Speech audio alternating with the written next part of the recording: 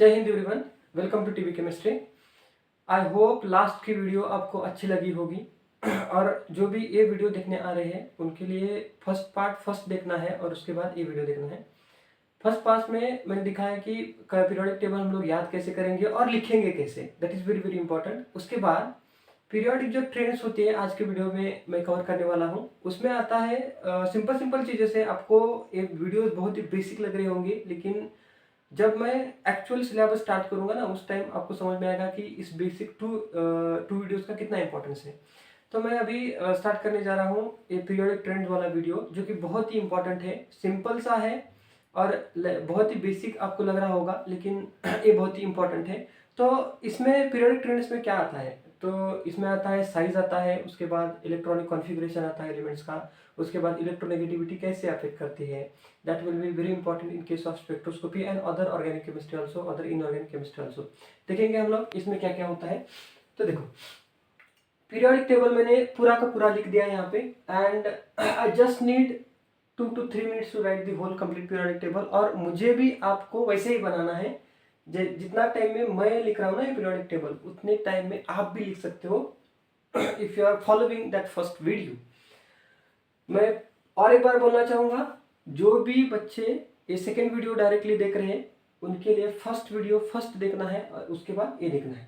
First मैं discuss करूँगा कि एटॉमिक नंबर कैसे लिखते हैं, एटॉमिक नंबर कैसे लिखते हैं। वहाँ पे जगह नहीं है तो मैं यहाँ पे लिखूंगा हाइड्रोजन, ली, ना, के, rubidium, caesium and francium A.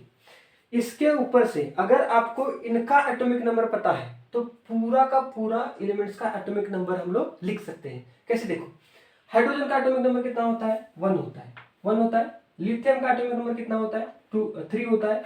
Sodium का एटॉमिक नंबर होता है 11। पोटेशियम का एटॉमिक नंबर होता है 19। रुबिडियम का एटॉमिक नंबर होता है 37।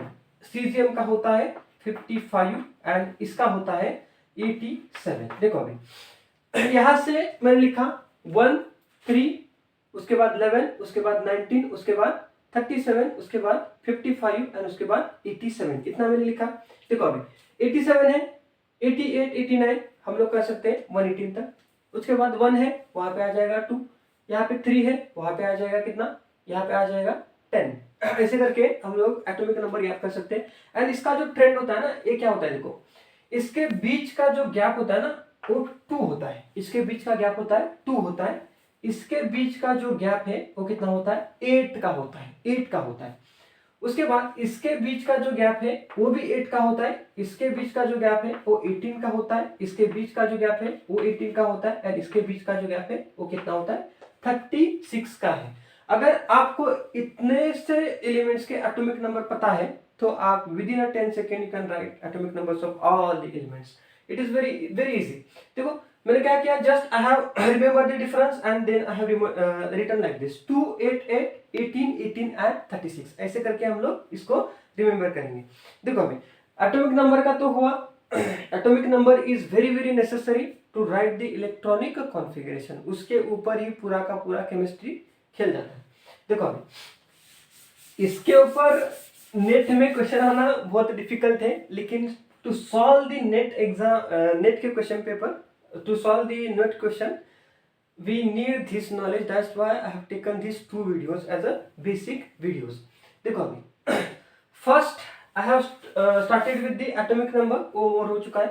उसके बाद देखो हम आएंगे अभी साइज के ऊपर, साइज के ऊपर आएंगे, साइज के ऊपर। एटॉमिक साइज बोलते हैं इसको, एटॉमिक साइज बोलते हैं। एलिमेंट्स का साइज कैसे होता है, देखो अगर मैं फिर से वही ले लूं, अगर मैं फिर से वही ले लूं, हाइड्रोजन है, लिथियम है, सोडियम है, पोटेशियम है, उसके बाद रुबिडियम है, उसके बाद सीजियम है, उसके बाद क्या है, फ्रांसियम है। अगर मैं इन एलिमेंट्स को ले लूं तो अगर कंपेयर करूं मैं साइज को, तो हाइड्रोजन का साइज इतना होगा, इतना होगा।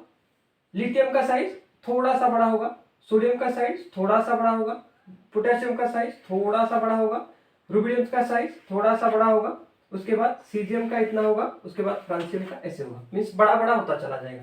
ये ढंग से नहीं बनाए। देखो पोटेशियम का मान लो सोडियम का साइज इतना है, उसके बाद पोटेशियम का साइज कितना होगा, इतना होगा। रुबिडियम का साइज कितना होगा, इतना होगा। सीजियम का साइज कितना होगा, इतना होगा। एंड फ्रांसियम का साइज कितना होगा, इतना होगा। Why it is like this? It is according to what the electronic configuration. Electrons हमने जो भी एलिमेंट है उसके पास कितने इलेक्ट्रॉन्स प्रेजेंट है, उसके पास कितने इलेक्ट्रॉन्स प्रेजेंट है। देखो अभी कैसे है, इसमें जो भी आता है इलेक्ट्रॉनिक कॉन्फ़िगरेशन, पहले साइज देखते हैं। In periodic table if you are moving from top to bottom, अगर आप पीरियोडिक टेबल में ऐसे मूव करते हो, ऐसे टॉप टू बॉटम, देन क्या होता है, साइज इंक्रीज होता है। एंड अगर आप मूव कर रहे हो लेफ्ट टू राइट, क्या होगा, साइज डिक्रीज होता चला जाएगा। साइज क्या होता है, डिक्रीज होता चला जाएगा। देखो अभी अगर मैं कंपेयर करूं इसको, sodium, magnesium, aluminium, silicon, phosphorus and ये अगर मैं सीरीज कंपेयर करूं, तो अगर मैं ले लूं सोडियम एंड अगर मैं ले लूं आर्गन, तो आर्गन का साइज छोटा होता है एंड इसका साइज क्या होगा, बड़ा होगा, सोडियम का साइज बड़ा होगा। अगर मैं ऐसे लेता हूं हाइड्रोजन का साइज, तो मैंने यहाँ पे लिख दिया ऐसे होता है साइज। देखो अभी एक क्यों होता है, इसमें होता है एक इलेक्ट्रॉन, इसमें होता है कितना इलेक्ट्रॉन, इसमें होता है 87 इलेक्ट्रॉन्स, इसमें एक इलेक्ट्रॉन है, इसमें कितने हैं, 87 इलेक्ट्रॉन्स है। अब मैं एग्जांपल देता हूं, आपके हाथ में एक चॉकलेट है, मान लो इतना सा आपका हाथ है, एक चॉकलेट है। अगर मैं भर दूं 3 चॉकलेट, इतना होगा। उसके बाद ऐसे ऐसे करके मैं 87 भर दूंगा, समझ में आ रहा है। एक हाथ में आपके एक चॉकलेट है, उसमें कितने हैं, इतना साइज है। अगर मैं 87 चॉकलेट भर दूं ऐसे हो जाएगा, समझ में आ रहा है। दैट इज साइज कैसे इंक्रीज होता है, एज द इलेक्ट्रॉन्स इंक्रीजेस, तो साइज क्या होता है, इंक्रीज होता चला जाता है। ऐसे होता है इसका साइज। देखो अभी टॉप टू बॉटम मैंने बताया, top to bottom size increase करता है, साइज क्या करता है, इंक्रीज करता है। एंड लेफ्ट टू राइट क्या करता है, साइज क्या करता है, डिक्रीज करता है, from left to right in the periodic table. ये रहा साइज का, इसका बहुत ही इंपॉर्टेंस है, देखो साइज का इंपॉर्टेंस क्यों है, विच bond is stronger and which bond is weaker, इसके ऊपर, साइज के ऊपर बॉन्ड स्ट्रेंथ डिपेंड करती है। Bond strength is inversely proportional to size. देखो जो भी अपनी बॉन्ड स्ट्रेंथ होती है ना, बॉन्ड स्ट्रेंथ, ऐसा बॉन्ड है, समझ में आ रहा है, ऐसा बॉन्ड है, it is inversely proportional to size, bond strength is inversely proportional to size. इसका एक एग्जांपल लेते हैं। देखो if I take the example of, देखो अगर मैं लूं HF का एग्जांपल ले लूं, एंड उसके बाद अगर मैं ले लूं HCl का एग्जांपल, कौन सा बॉन्ड स्ट्रांग है, HF bond is stronger than HCl bond. What is the reason behind that one, size of the fluorine and size of the fluorine. यहां पे देखो साइज ऑफ द फ्लोरीन है, size of the fluorine is little bit bigger, size of the fluorine is little bit smaller. If I move from top to bottom, size will increases and strength of this bond will be decreases. कौन सा bond weak है, ये bond क्या है, week है, जल्दी से टूट जाएगा। HF का बॉन्ड क्या है, स्ट्रॉन्ग है, as compare to HCl bond. इसका इंपॉर्टेंस ऐसे देखेंगे हम लोग, ऐसे। आपको लग रहा होगा कि ये वीडियो बहुत ही बेसिक है, लेकिन ये वीडियो आपको देखनी है, क्योंकि ऐसे ट्रेंड्स हमें कहाँ पे मिलते हैं, ऐसे ट्रेंड्स हमें यूज करने पड़ते हैं स्पेक्ट्रोस्कोपी में। IR स्पेक्ट्रोस्कोपी में बहुत इंपॉर्टेंट है इसका रोल, जो इसका रोल है ना, बहुत इंपॉर्टेंट है IR स्पेक्ट्रोस्कोपी में। यह हुआ साइज के ऊपर। देन नेक्स्ट आते हैं इलेक्ट्रोनेगेटिविटी के ऊपर।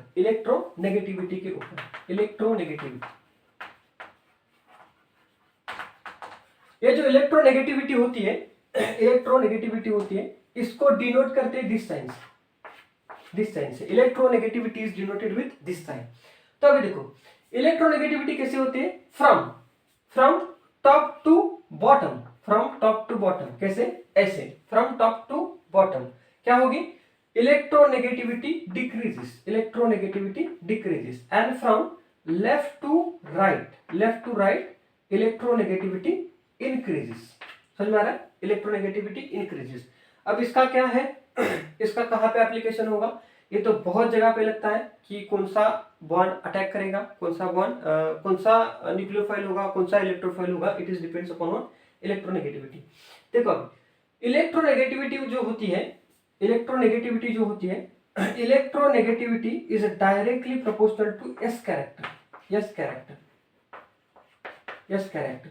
एंड एस कैरेक्टर क्या होता है, एस में कितना मीन्स अगर कोई मॉलिक्यूल है, अगर कोई मॉलिक्यूल है sp-df ऐसे होता है sp-df, उसके बाद हाइब्रिडाइजेशन करने के बाद मान लो sp हाइब्रिडाइजेशन है, sp3 हाइब्रिडाइजेशन है, sp2 हाइब्रिडाइजेशन है, अगर मैं ले लूं sp हाइब्रिडाइजेशन 50% होता है, अगर ये 50% है, 50% एस कैरेक्टर है, that will be the maximum electronegativity.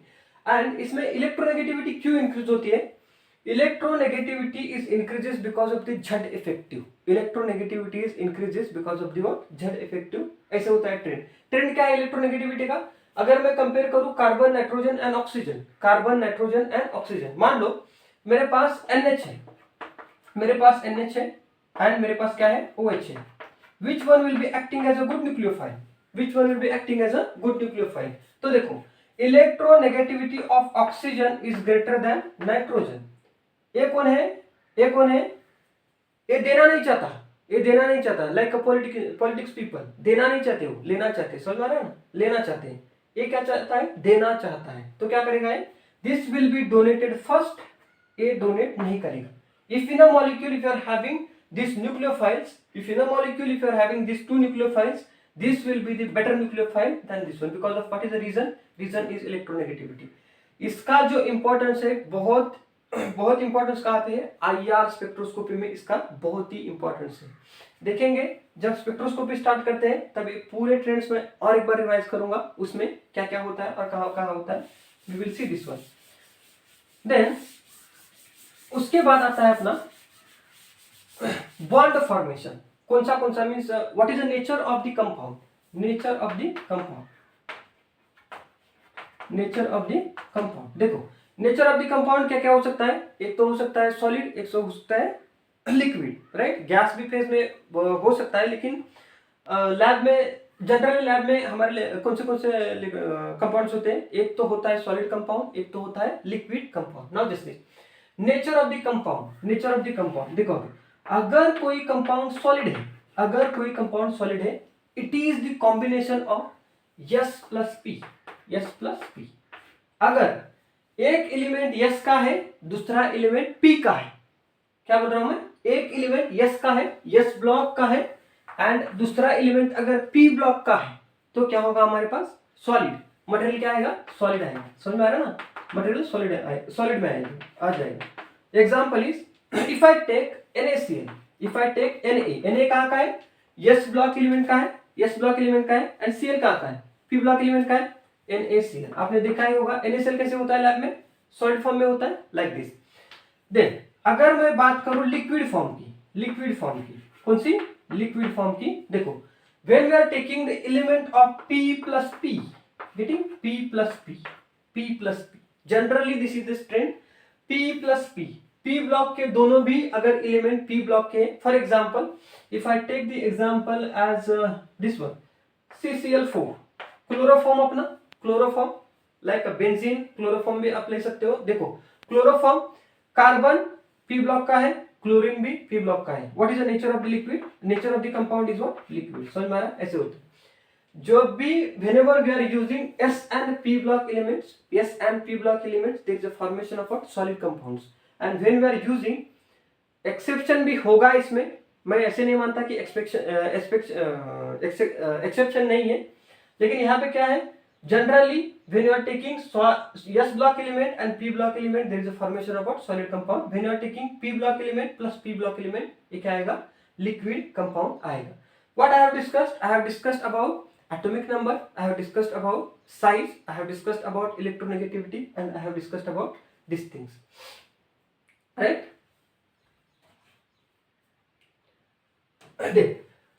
Next आता है वैलेंसी, नेक्स्ट आता है क्या, वैलेंसी। देखो अभी valency is totally depends upon, valency जो होती है अपनी वो टोटली डिपेंड्स अपॉन किस पे होती है, इलेक्ट्रॉनिक कॉन्फ़िगरेशन के ऊपर होती है। वैलेंस इलेक्ट्रॉन कॉन्फ़िगरेशन, वैलेंसी,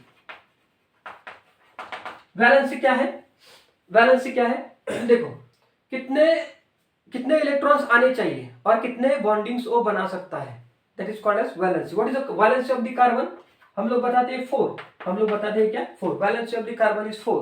कैसे आता है, It is because of our electronic configuration. If I write the electronic configuration of carbon, 1s2, 2s2, 2p2, 6 electrons हो गए. Atomic number of carbon is 6. So we are writing here like this. yes में एक जो orbital होता है, एक orbital होता है, उसमें हम लोग 2 इलेक्ट्रॉन्स भर सकते हैं. This is according to Pauli's exclusion principle. This is according to Pauli's exclusion principle. उसके बाद देखो 2s2 में 2 इलेक्ट्रॉन्स भर सकते हैं. p में कितने सब ऑर्बिटल्स होते हैं? We are having 3, there will be 3 sub orbitals in the p orbital. ना देखो कितने इलेक्ट्रॉन्स है? 2 इलेक्ट्रॉन्स है. मैक्सिमम कितने आ सकते हैं? यहाँ पे एक आ सकता है, यहाँ पे एक आ सकता है, यहाँ पे एक आ सकता है, यहाँ पे एक आ सकता है. Total 4 electrons. तो बॉन्डिंग कितनी होगी? 1, 2, 3 एंड 4. समझ में आ रहा है? ऐसे करके हम लोग बताते हैं. जब भी ये बॉन्डिंग होती है ना, यहाँ का एक इलेक्ट्रॉन वहां पे शिफ्ट किया जाता है और यहाँ पे एक इलेक्ट्रॉन दूसरे का आता है और यहाँ पे बॉन्डिंग होती है. यहाँ पे डबल बॉन्डिंग नहीं होती, यहाँ पे होती है. 4 electrons. This why it is called as what? Valency. तो अब ये कैसे काम करता है देखो पीरियोडिक टेबल के ऊपर. अगर आप लोग लेते हो s ब्लॉक एलिमेंट्स और s block element and you are taking that first column. हम क्या ले रहे हैं? फर्स्ट कॉलम ले रहे हैं, राइट? फर्स्ट कॉलम मैं यहाँ पे लेता हूं. फर्स्ट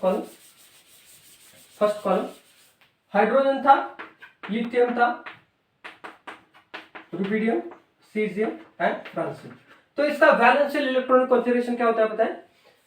1s1, उसके बाद 2s1, उसके बाद 3s1, 4s1, 5s1, 6s1 and 7s1. That's why size is increasing. Just see ये यहाँ पे कितना था? 1 था, n इज इक्वल टू 1 था, n इज इक्वल टू 2 है, 3 है. Like that means we are increasing the chocolates. समझ में आ रहा है? इंक्रीजिंग चॉकलेट्स इंक्रीज किए तो क्या होगा? ये क्या होगा? साइज इंक्रीज होता चला जाएगा. जस्ट यू कैन सी यहाँ पे different orbitals they have different orbitals it is going to use. 1s1 है, 2s1 में. This is called as what? Valence electronic configuration of this group. ये कौन सा है? वैलेंस इलेक्ट्रॉनिक कॉन्फिगरेशन है. अब देखो यहाँ पे कैसे लिखेंगे? बेरिलियम के लिए आएगा 2s2, उसके बाद मैग्नीशियम के लिए 3s2, 4s2, 5s2, 6s2 and 7s2. ऐसे करके हम लोग लिखते हैं. इसको 3D सीरीज के लिए कैसे आता है पता है? 3D सीरीज के लिए जब भी हम वैलेंस इलेक्ट्रॉनिक कॉन्फिगरेशन लिखते हैं 3D सीरीज के लिए, तो आता है 4s2 3d1. This is for scandium. 4s2 3d1. आप पूछोगे कि बाकी के जो इलेक्ट्रॉन्स कहाँ गए? वो आर्गन खा गया. समझ में आ रहा है? पॉलिटिक्स पीपल ने पूरा का पूरा पैसा खा गया. किसने खा गया? आर्गन ने वो खा गया. 18 इलेक्ट्रॉन्स आर्गन ने ले लिए. 2 इलेक्ट्रॉन्स 20 इलेक्ट्रॉन्स हो गया. ये क्या हुआ? एक इलेक्ट्रॉन कितना हो गया? 21. स्कैंडियम एटॉमिक नंबर इज वो 21. नाउ जस्ट स्कैंडियम को हम लोग ऐसे लिखते हैं 3d 4s1 3d 4s2 3d1, right? 4s2 3d1. इसको कैसे लिखेंगे? इसको लिखेंगे वेट्रियम को 5s2 4d1. इसको कैसे लिखेंगे? लैंथेनम है, एक्टिनम है. ये अलग से आता है. जब भी मैं F ब्लॉक लूंगा उस टाइम में, क्योंकि यहाँ पे कोई ऐसे फिक्स नहीं होता कि किसका इलेक्ट्रॉनिक कॉन्फ़िगरेशन कैसा होता है. ये कोई फिक्स नहीं है. तो हम लोग ये जो है F ब्लॉक वो डिस्कस करेंगे F ब्लॉक एलिमेंट्स में. यहाँ पे देखो, अगर मैं टाइटेनियम ले लूं, ऐसे मुझे लेना पड़ेगा अभी स्कैंडियम, टाइटेनियम, वक्रमन, फेकोनी, राइट? ऐसे मैंने बताया था. अब देखो स्कैंडियम के लिए मैंने क्या लिखा? 4s1 that is 4s2 3d1, right? 4s2 3d1. इसको क्या लिखना पड़ेगा? 4s2 3d2 लिखना पड़ेगा. ऐसे करके हम लोग लास्ट में कहां तक आते हैं? लास्ट में देखो जिंक में आ गए हम लोग. तो लिखना क्या पड़ेगा? 4s2 3d10. समझ में आ रहा है? 4s2 3d10. ऐसे हमें फॉलो करना पड़ता है. I am just writing 4s2 3d1. ये आपको फॉलो करना है. लास्ट क्या आएगा? 4s2 3d10. इसमें एक्सेप्शन है. क्रोमियम क्या करता है?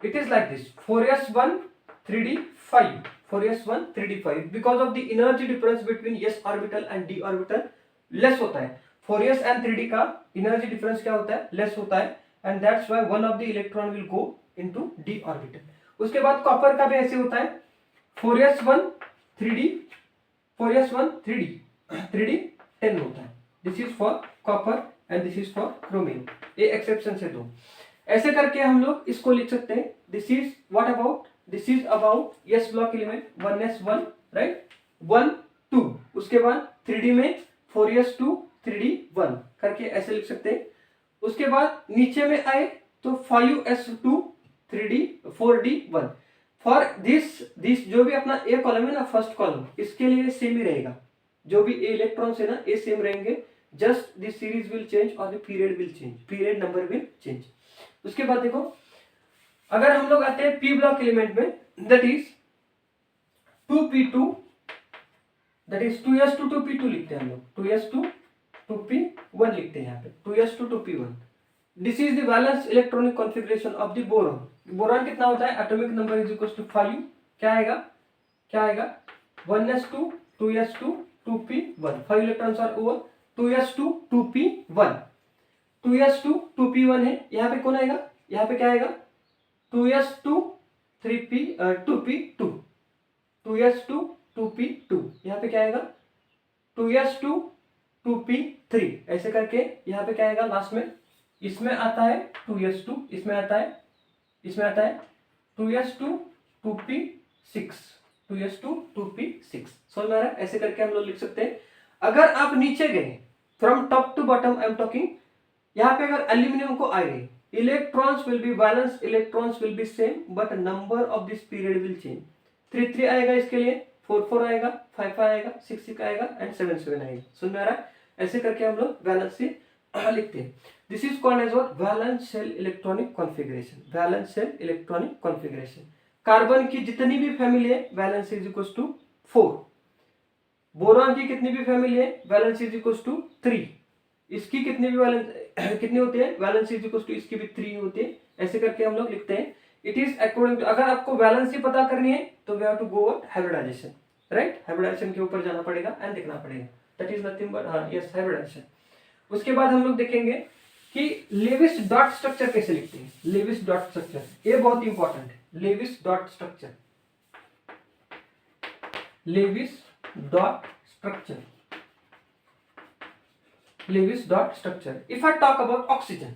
if I talk about oxygen ऐसे ही क्यों लिखा जाता है 6 से क्यों लिखे it is having atomic number 8 but we are writing 6 because of why Lewis dot structure is directly related to what valence electronic configuration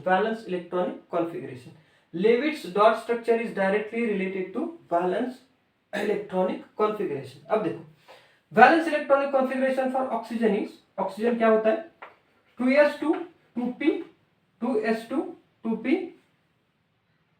2s2 2p4 right 2s2 2p4 ये dot कितने लिखने हैं 1 2 3 4 5 एंड 6 समझ में आ रहा है ऐसे करके हम लोग लेविस डॉट स्ट्रक्चर जो भी लेविस डॉट स्ट्रक्चर होता है ना वो मैकेनिज्म्स में बहुत हेल्प करता है कि इलेक्ट्रॉन्स कहाँ से कहाँ पे ट्रांसफर हो रहा है and this one in case of what resonance in that cases Lewis dot structure will be what very important I hope you are understanding this one ये हमारी बेसिक की लास्ट वीडियो रहेगी और जो कोई भी यहाँ से अगर मैंने मिस किया है तो आप PUC फर्स्ट ईयर बुक में जाके देख सकते हो और कहीं पे भी अगर आप रेफर करते हो GDL वगैरह तो वहाँ पे भी मिल जाएगा सो टुमारो ऑनवर्ड्स और नेक्स्ट जो क्लास आने वाली है वो रहेगी स्पेक्ट्रोस्कोपी के ऊपर तो यहाँ से अपनी स्पेक्ट्रोस्कोपी सीरीज स्टार्ट होने वाली है और उसके लिए नीड है पीरियोडिक टेबल एंड जो बेसिक ट्रेंड्स है अपने इसका आप रिविजन करते रहना और अच्छे से इसको पढ़ते रहना और पूरा पीरियोडिक टेबल जो है आपको आना चाहिए ड्यूरिंग स्पेक्ट्रोस्कोपी तो it is very important so I hope you have understood this video thank you for watching